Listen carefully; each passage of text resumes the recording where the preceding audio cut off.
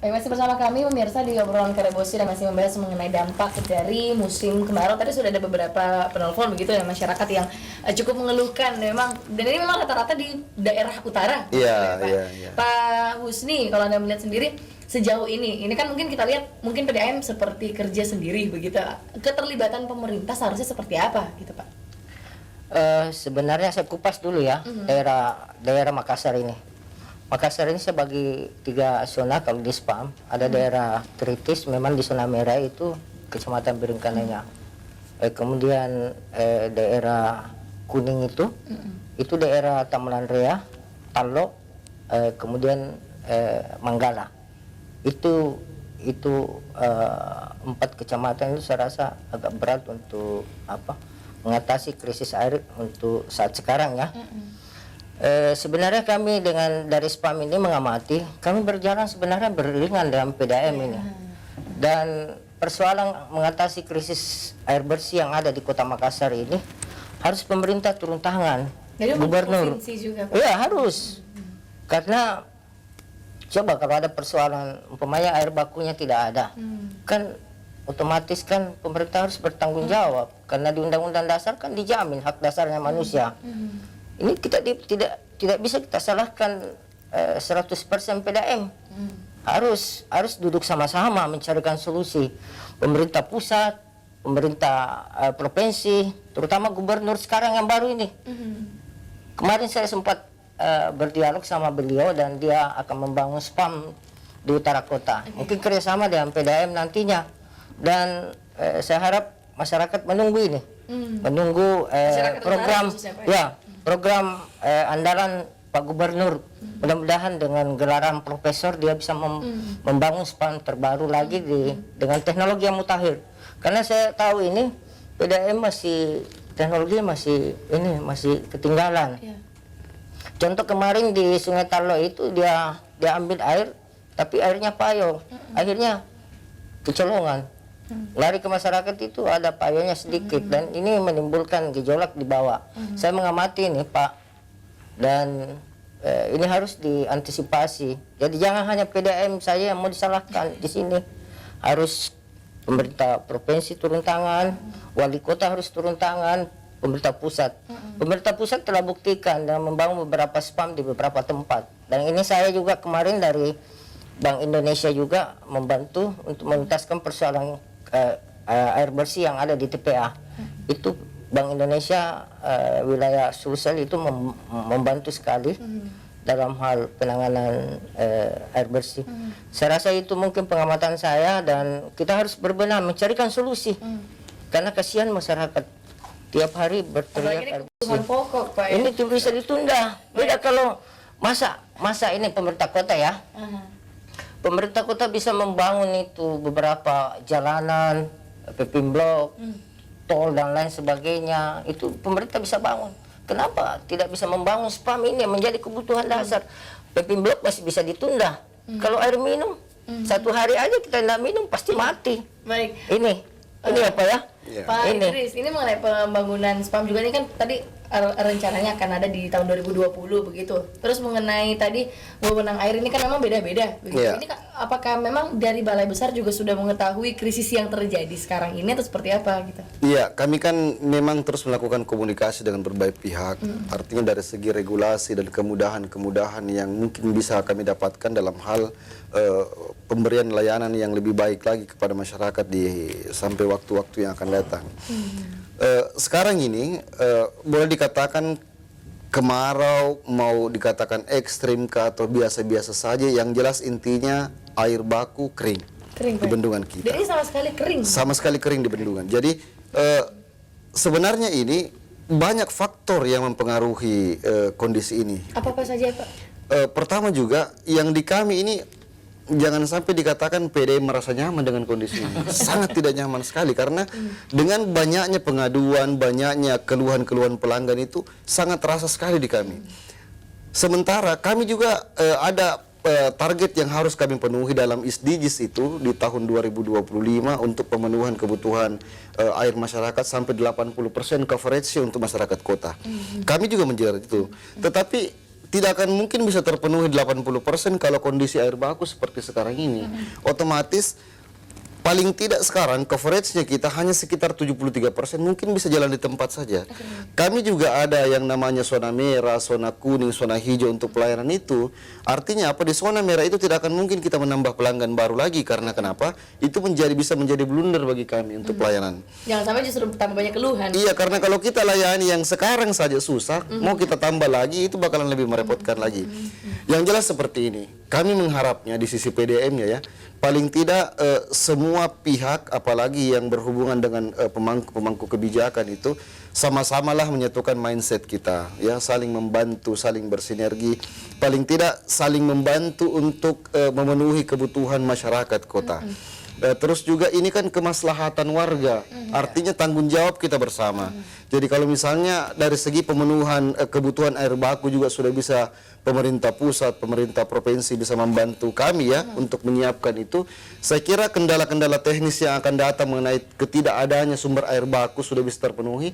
Saya kira tidak ada hal lagi, karena kan yang menjadi persoalan sekarang ini hanya ketiadaan air baku saja. Kalau infrastruktur yang lain saya kira PDM sudah cukup lengkap ya untuk itu. Tetapi kalau coba bandingkan, kalau misalnya sudah datang musim hujan, keluhan itu paling banter keluhan mengenai air keruh dan berbau karena ada bocor di sekitar rumahnya, meterannya buntu, pembayarannya tiba-tiba tinggi karena bocor instalasi dalam. Keluhan tidak dapat air sudah hampir tidak ada lagi. Artinya berarti kita harus menyatukan pemikiran kita bahwa memang ini kuncinya adalah penyediaan air baku. Nah, kalau misalnya isu ini bisa dipenuhi, saya kira segala hal-hal itu paling tidak bisa kita sinergikan di waktu-waktu yang akan datang. Sedikit mungkin saya potong ya. Berbicara masalah air baku ini, menurut pengamatan saya itu di Makassar dan Goa itu sudah tersedia air baku. Contoh di Danau Mawang itu masih bisa kita manfaatkan. Kemudian di Danau Balantonjong yang merupakan mata air selama ini yang tidak pernah kering, itu bisa dikelola itu. Kalau umpamanya ada masalah di lahannya itu, mari duduk sama-sama bicarakan ini, karena ini masalah kemaslahatan umat. Kemudian di Sungai Tarlo sendiri berlimpah air, kenapa tidak dimanfaatkan ini? Ada apa di Arab Saudi sana air asing hanya bisa dimanfaatkan jadi air tawar? Kenapa tidak pemerintah berupaya? Berapa sih nilainya mesin itu? Kalau dianggarkan di APBN, dianggarkan di APBD, kenapa? Ini saya biasa stres lihat ini pemerintah sekarang. Intinya ini memang butuh campur tangan pemerintah. Butuh sekali. Dan saya bilang pemangku kebijakan di sini, gubernur, wali kota harus duduk sama-sama. Tidak boleh mendiamkan persoalan ini. Ini persoalan orang berteriak di bawah. Tidak boleh. Baik Pak Idris, mungkin saya kembali dulu ke Pak Idris. Pak, ini sumber air baku dari Leko Pancing, apakah memang itu satu-satunya sumber utama, atau selain di Sungai Telo tadi apakah memang ada? Iya, itu sumber baku utama kita untuk melayani daerah timur dan utara kota yang 9 kecamatan itu. Yang kita maksudkan Sungai Telo itu kan bukan di bawah kewenangan pemerintah kota, bukan di bawah pemerintah daerah ya, tetapi ada kewenangan satuan kerja yang lain yang mempunyai kewenangan terhadap sungai dan bendungan itu. Jadi kita ini hanya mengusulkan, bermohon kepada mereka, sekiranya kita diberikan ruang untuk mengambil air di tempat itu, kita akan membangun water treatment plant yang baru, instalasi baru untuk melayani timur kota. Paling tidak, ini juga salah satu solusi untuk kemarau yang akan datang. Kalau misalnya ini sudah bisa terbangun, bisa dimanfaatkan, otomatis air sungai yang melimpah itu nanti kita akan membangun satu instalasi dengan teknologi yang terbarukan. Tapi sudah ada artinya duitnya, yang Pak. bisa ya. Sudah ada duitnya. Kalau duitnya saya kira bisa, ya kan ceritanya seperti ini. Kita tetap membuka ruang terhadap siapa saja yang mau berinvestasi, kan seperti itu. Selama tidak melanggar ketentuan dan aturan yang berlaku, seperti itu. Jadi paling tidak seperti ini, Pak. Perencanaan kita sudah ada, surveyor untuk lahannya itu juga kita sudah siapkan, ya sudah mulai survei lahan itu di mana untuk pembangunannya. Yang jelas intinya kita akan membangun itu di tempat yang paling terdekat dengan pengambilan air sungai itu, seperti itu.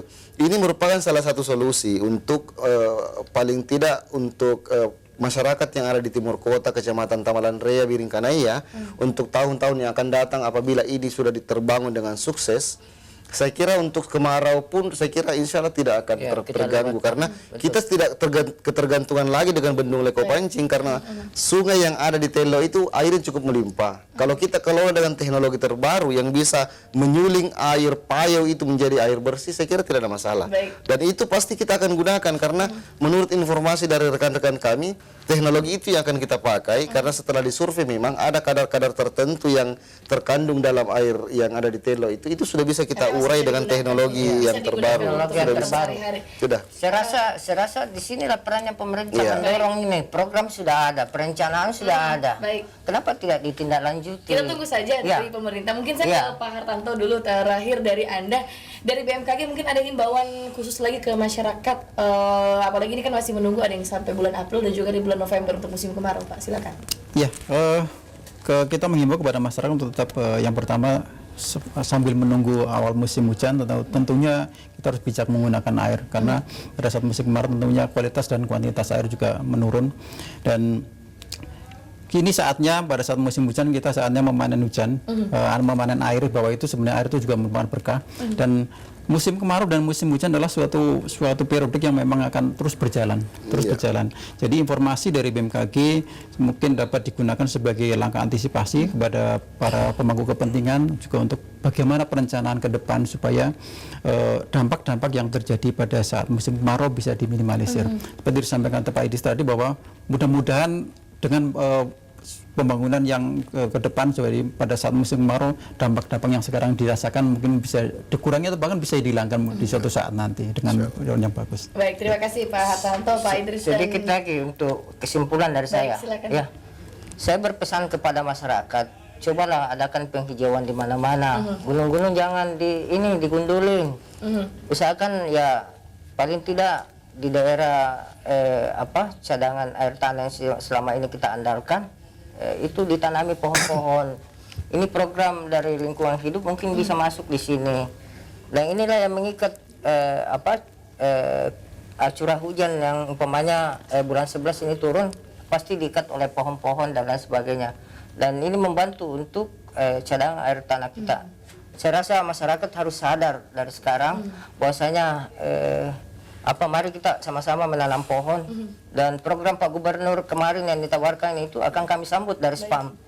Jadi setiap Sabtu kami di 23 kabupaten itu akan menanam pohon.